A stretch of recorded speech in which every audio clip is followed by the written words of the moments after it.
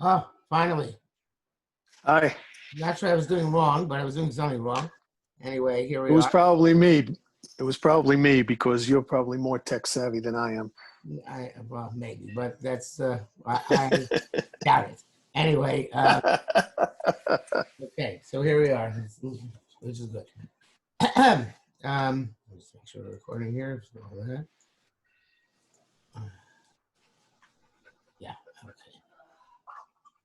okay. Okay, so I'm still Mamre Bays. Yeah, the second page Ches, Yeah. the left column, the first paragraph. So we said no Sibol was that Zotam Ashkoska was saying about Mikne. That's why they became shepherds. The roast song Yaakov Vina Lavashon David, Kamosha Bay Lavashon Roe, and Shrots Lagil Atzmom Lasays the all Aflum Bali Chaim. When it comes themselves to no Sibol, even with animals, which actually should be could be a point in the favor of having a pet, but it seems that back then people didn't really have pets. Taking care of sheep, being shepherds, was the way they did it. And they certainly would be concerned with people who are of similar background to themselves. If you're concerned with sheep, you're going to be concerned with people.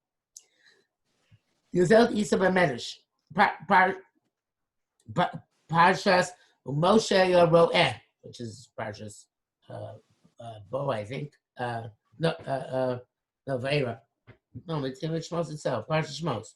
Beginning of Sefer Shmos. Zelashon, and the Medrash says, Hashem Tzadik, Hashem is righteous, Yivchan Bedek, he will check things out. No.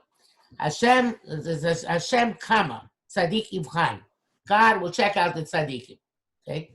Badak the David, with so Roy Yofe. Checked out David by making him shepherd. That was like his test, the trial period. And it was finally okay. What did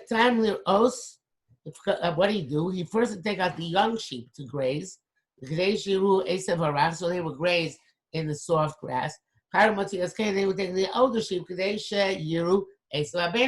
they would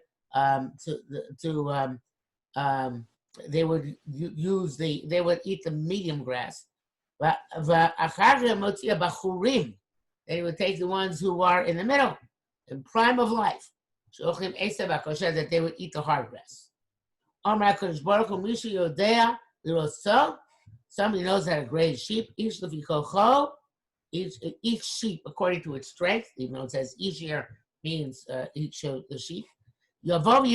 He's coming and shepherd my nation. Moshe, also Moshe, but some check them out with sheep. Omar was saying Moshe Moshe Roeb Sanosh Yisro. Once it happened when one of Yisro's sheep fled from Moshe Rabbeinu's shepherding.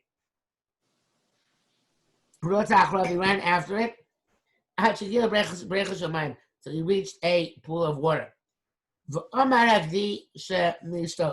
the sheep stood to drink.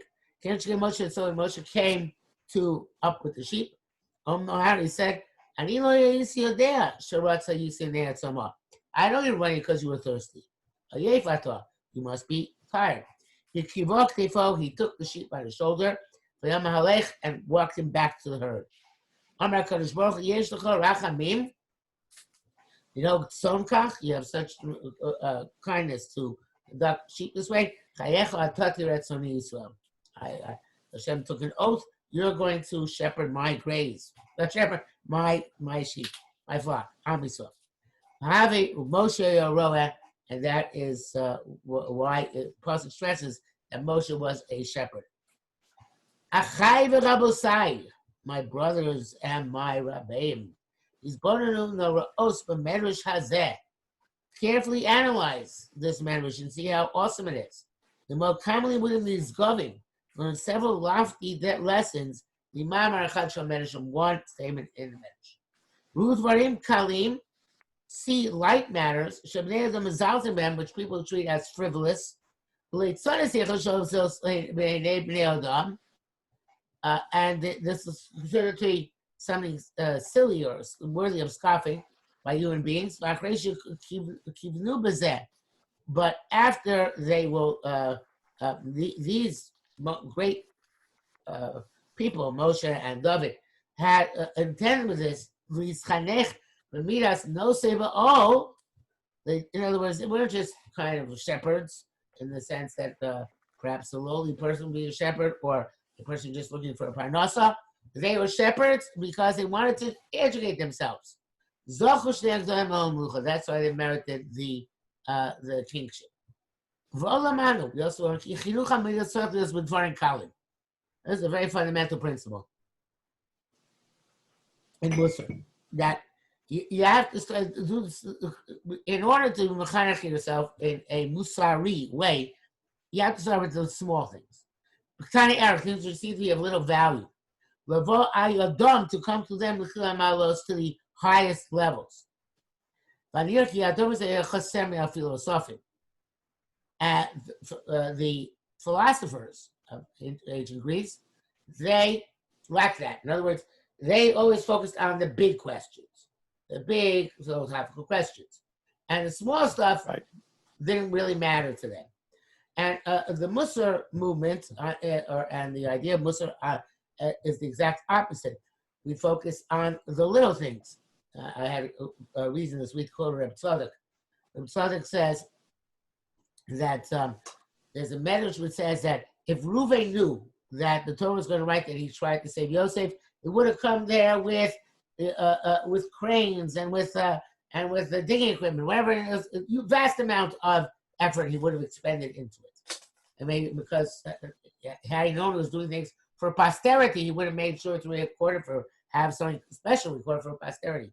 And there's several other examples there. One of them is Boaz. When Ruth leaves Boaz, so he gives her six, according to Pashim Shan Pasuk, 6 kernels of grain, and sheish sorim, and but again, Chazal say if Boaz was to know that it was going to be written in the Sefer Torah, that he in Tanakh, that he how he treated Ruth, he would have given her buckets and buckets of grain to take home from them. So some people learn that from here we see, and this is a Mussar lesson, that here we see that the person should always consider himself as if what he's doing is for posterity and for eternity, because they'll do that much more. The Tzadok says the opposite, which fits in much more with the Alter of Kelm here. He says, anybody can do great things when the cameras are on them. Anybody will do great things when the cameras are on them because of their fame and their image. The question is what you do when the cameras are not on you. When you think nobody's going to see, nobody's going to hear, and nobody's going to know. So they're saying the fact that Reuven put in that effort, even though it wasn't the same, was he put in for would them know that was for posterity, and the fact that Boaz put in effort, even though would he given much more of an effort if it was he knew that was for posterity and it'd be in the Navi. But what you do without fanfare, without large attention, that is what measures you as a person. So the Alter of Kelm was saying the same thing. He's saying it's the small things which indicate what a person is. Anybody can rise to an occasion, but it's the small things that the Meshech Chochma has a similar idea on B'chol Modecha and Shema. B'chol Modecha, it said, one of the Rosh's Chazal is that B'chol Midah Shemodi L'cha. In every way in which Hashem treats you, you're going to love Hashem. So the Meshech Chochma says that, in a sense, it's easy to die for Kiddush Hashem because the adrenaline is flowing, the heroism is gushing, and the sense of ultimate mission and purpose is highly dominant within you. What's difficult is to live up Kiddush Hashem, because nobody's going to give you great praise for getting up early in the morning to go learn. Nobody's going to give you great praise for making an effort to down with a minion.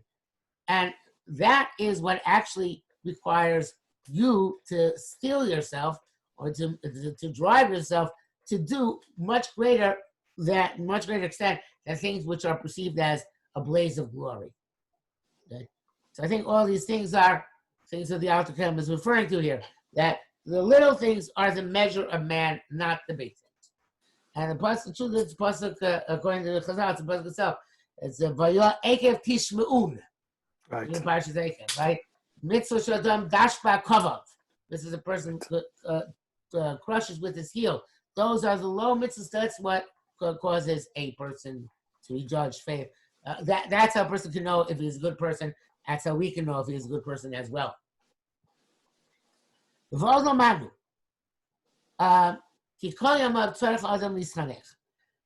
I skipped a line. How precious it is for a Baruch Hu, a person to educate himself, which means to become a better and better person. We also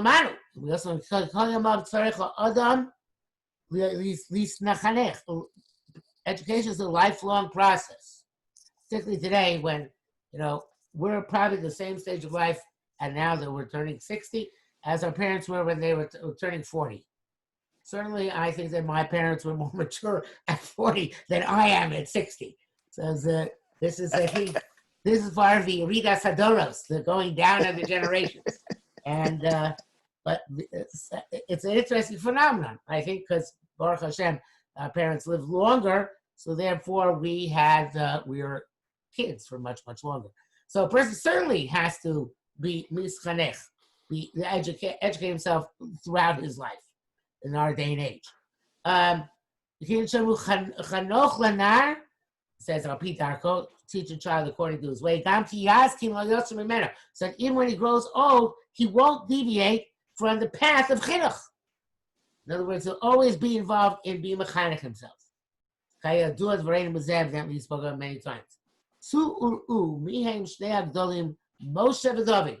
They're involved in constantly educating themselves. Certainly Moshe, he was a shepherd until he was 80 years old, right? So there is a constant process of education. Furthermore, galui,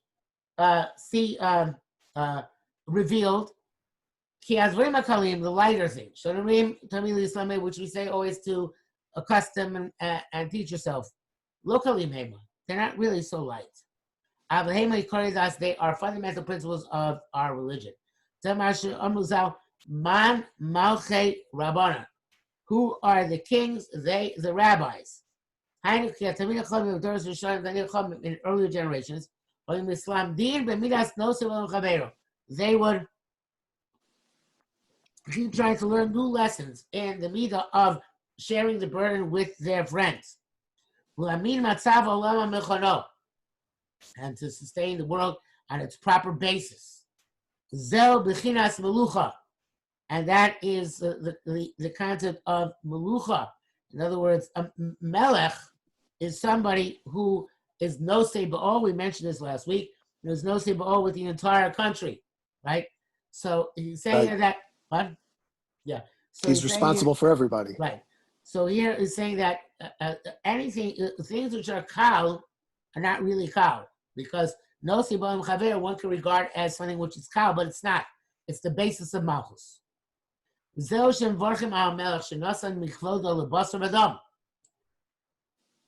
us from his honor to human beings. That's